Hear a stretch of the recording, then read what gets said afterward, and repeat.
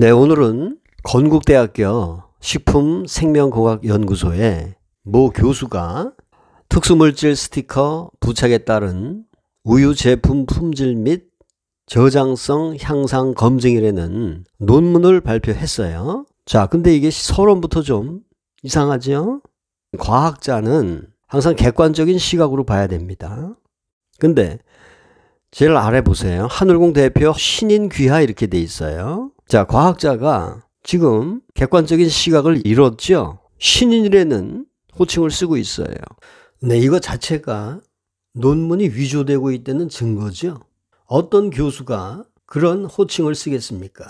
자, 42일째 되는 날을 한번 보세요. 아무것도 붙이지 않은 것이 4.6 플러스 마이너스 0.53으로 나와 있죠.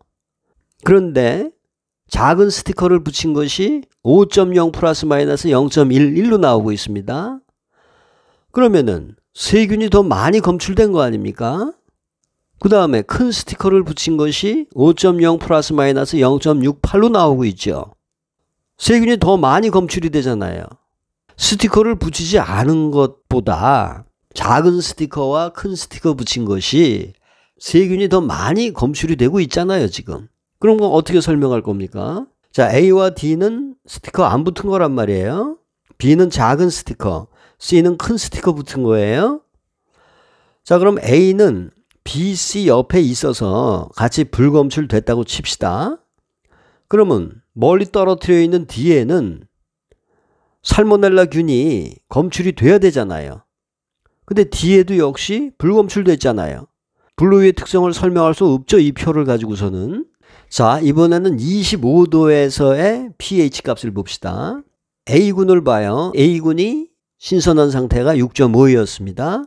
그런데 5.47로 떨어지죠. pH 값 현저히 떨어졌죠. 자, 우유가 상한된 얘기예요. 그 다음에 B군을 봅시다. B군은 작은 스티커 붙인 겁니다. 제일 위에 있는 거, 그게 가장 신선했을 때 6.52 플러스 마이너스 0이에요. 자, 이것이 56일째 되는 날 5.36으로 떨어졌죠. pH 값 떨어졌다는 얘기는 우유가 상하기 시작한다는 얘기예요.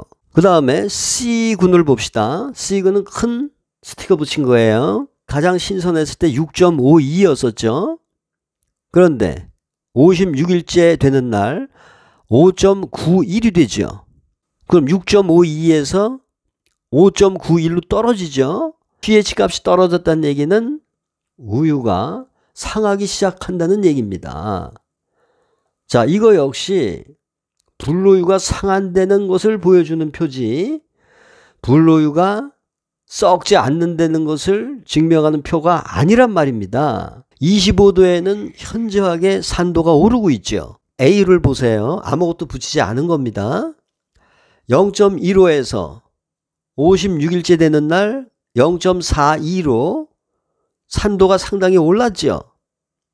신맛이 증가한다는 얘기입니다, 이게. 그 다음에 작은 스티커 붙인 B를 보세요. 0.15에서 0.49로 올랐죠. A보다 오히려 더 올랐죠. 아무것도 붙이지 않은 A보다 작은 스티커를 붙인 B군이 오히려 산도가 더 증가하고 있다는 얘기입니다. 산도가 높다는 얘기는 우유가 썩어가고 있다는 얘기예요. 그 다음에 C군을 보세요. 0일째 되는 날 가장 신선했을 때 0.14였죠. 그것이 56일째 되는 날 제일 아래 걸 보세요. 0.31로 증가하죠? 이건 큰 스티커 붙인 겁니다. 큰 스티커를 붙인 것도 역시 증가하고 있잖아요. 자, 이것이 보여주는 건 뭡니까? 한 2달쯤 되니까 우유가 상해가고 있다는 걸 보여주는 거잖아요. 그런데 이게 무슨 불로유의 특성입니까? 그리고 25도에서 한번 봅시다. 25도에서는 부패 속도가 더 당연히 빠르겠죠. 그래서 A군이 3.62에서 4.14로 올라가고 있죠. B군 역시 3.41에서 4.14로 올라가고 C군 역시 3.20에서 4.17로 올라가고 있잖아요. 조지방이 점점 더 증가하고 있다는 얘기예요. 다시 말해서 순수한 지방이 파괴되고 사료화되고 있다.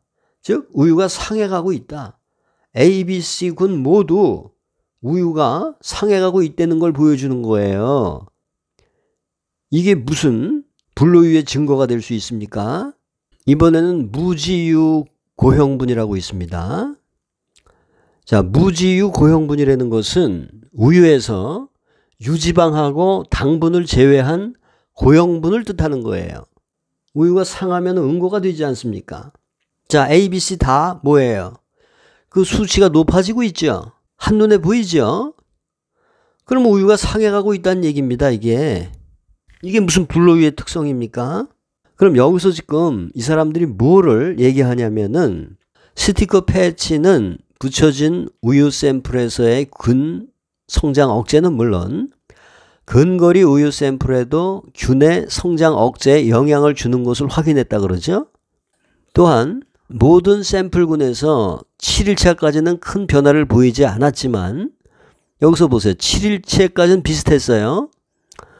근데 14일차 D 샘플군에서 급격히 증가함을 확인하였다. 7일째에 균의 성장이 D군에서 가파랐다는 얘기죠. 자, 그러다가 21일차부터 모든 샘플군에서 자, 21일째 보세요. 모든 샘플군에서 더 이상 균이 늘어나지 않죠. 그러면은 21일째 될 때 A, B, C, D 모두 균의 성장이 거의 멈추잖아요, 지금. 근데 어떻게 이런 결론이 나옵니까? 스티커 패치는 붙여진 우유 샘플에서의 균 성장 억제는 물론 근거리 우유 샘플에도 균의 성장 억제에 영향을 주는 것을 확인한다. 근거리 우유 샘플이라는 것은 뭐냐면은 BC와 가까이 있는 A군에도 영향을 준다 그 얘기거든요. 그럼 D군에도 지금 영향을 주고 있는 거 아닙니까? D군도 21일 이후에는 균이 더 이상 성장하지 않고 있잖아요. 균이 더 이상 증식하지 않고 일정한 상태를 유지하지 않습니까? 자, 오히려 지금 C군 보세요. C군이 균이 증가하고 있지 않습니까? 보세요. C군의 균이 지금 서서히 오히려 증가하고 있잖아요. C군은 뭐죠?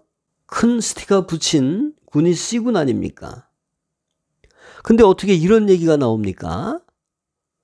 스티커 패치는 붙여진 우유 샘플에서의 균 성장 억제는 물론 근거리 우유 샘플에도 균의 성장 억제에 영향을 주는 것을 확인했다 그러죠. 이거 허위 사실이죠? 자, 근거리에만 영향을 준 게 아니잖아요. 지금 동떨어 트려놓은 이 D 샘플군도 21일 이후에는 균의 성장이 억제가 되고 있지 않습니까? 어떤 스티커도 붙이지 않고 멀리 떨어져 놓은 게 D군이에요. 근데 그 D군도 21일 이후에는 균이 더 이상 성장하지 않고 일정한 상태를 유지하잖아요. 그럼 아무것도 설명할 수 없는 거예요. 오히려 보세요. 오히려 C군이 21일부터 28일 사이에 이 C군의 그래프가 약간씩 올라가고 있죠. C군이라는 건 뭐죠? 큰 스티커를 붙여놓은 군이 C군입니다. C군이 오히려 올라가고 있죠. 그런데 어떻게 이런 얘기가 나옵니까? 스티커 패치는 붙여진 우유 샘플에서의 균 성장 억제는 물론 근거리 우유 샘플에도 균의 성장 억제에 영향을 주는 것을 확인함. D군은 지금 멀리 떨어뜨려 놓은 거 아닙니까? 근데 이 D군 역시 21일째 되는 날부터 28일까지 균이 더 이상 성장하지 않고 있잖아요. 자, 이런 엉터리가 어디 있습니까, 세상에? 자, 그 다음에 이건 뭡니까? 스티커 붙여놓은 후에 농도를 보는 거예요. 자, 시간이 지나감에 따라 점점 농도가 지금 짙어지고 있죠. 이거는 A, B, C, D 모두 점점 농도가 짙어지고 있는 겁니다. 당연하죠. 우유에 유해 성분들이 많이 발생을 한다는 얘기예요, 이거는. 그럼 이것이 무슨 불로유의 특성입니까? 적어도 A, B, C와 D는 확연히 구분이 돼야 된다는 겁니다. D에서 저런 수치가 나올 때 B하고 C는 처음 2.8 플러스 마이너스 0.12, C에 2.8 플러스 마이너스 0.06, 그 상태가 28일째 되는 날도 그대로 유지가 돼야 되는 거예요. 근데 한 달 만에 지금 농도가 상당히 짙어지고 있잖아요.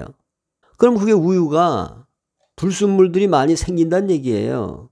자, 이것이 어떻게 불로유를 증명하는 자료가 됩니까?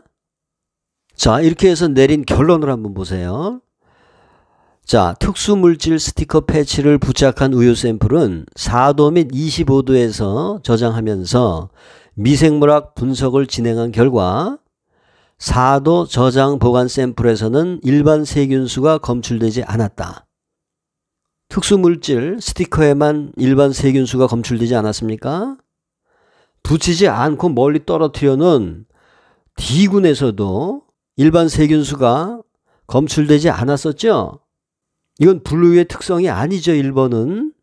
자, 2번을 봅시다. 특수물질 스티커 패치를 부착한 우유 샘플을 4도 및 25도에서 저장하면서 미생물학 분석을 진행한 결과 4도 및 25도 저장 보관 샘플에서는 병원성 식중독균이 검출되지 않았다. 스티커 붙인 거에만 검출되지 않았습니까? 아무것도 붙이지 않은 D군에서도 역시 검출되지 않았죠? 2번도 불로유의 특성이 될 수 없어요.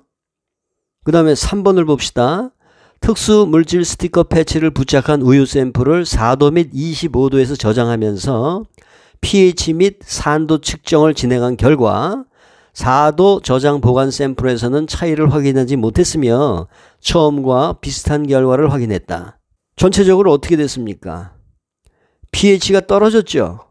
산도가 올라갔죠. 왜 4도 얘기밖에 안 합니까? 자, 4도에서는 비슷한 결과를 확인을 했지만 25도에서는 확연한 차이가 있었잖아요. 그 얘기를 왜 뺍니까? 25도에서는 pH 값이 전체적으로 현저히 내려갔고 산도가 현저히 올라갔잖아요. 신맛이 전체적으로 증가했다는 얘기 아닙니까? 우유가 상한다는 결론입니다, 그게. 3번도 불로유의 특성이 될 수 없습니다.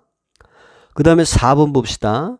특수물질 스티커 패치를 부착한 우유 샘플을 4도 및 25도에서 저장하면서 조지방과 무지유 고형분 측정을 진행한 결과 4도 저장 보관 샘플에서는 거의 비슷한 결과를 확인했으며 28일차부터 샘플군에 따라 조금씩 증가하는 추세를 보였다. 고형분이 증가한다는 얘기는 우유가 응고된다는 얘기예요. 우유의 불순물들이 많이 발생한다는 얘기입니다. 25도 저장 보관 샘플에서도 비슷한 결과를 확인했다. 이건 뭐예요? 우유가 오래되니까 불순물들이 많이 생겨서 고형분의 양이 증가한다는 얘기예요.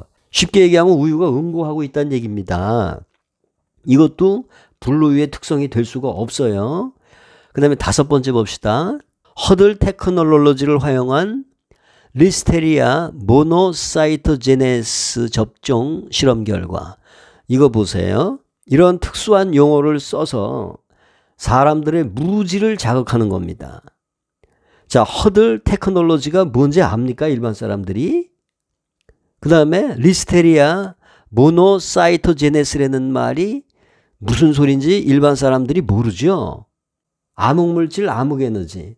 이러한 미지의 언어를 이용해서 사람들을 홀리는 거하고 똑같은 패턴이에요, 이게.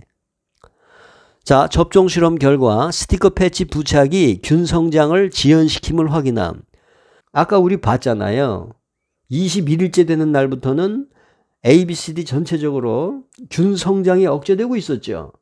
오히려 C군의 균 성장이 증가하고 있었잖아요. 그런데 그 C군이라는 게 뭐죠? 큰 스티커 붙인 군이 C군이었단 말입니다.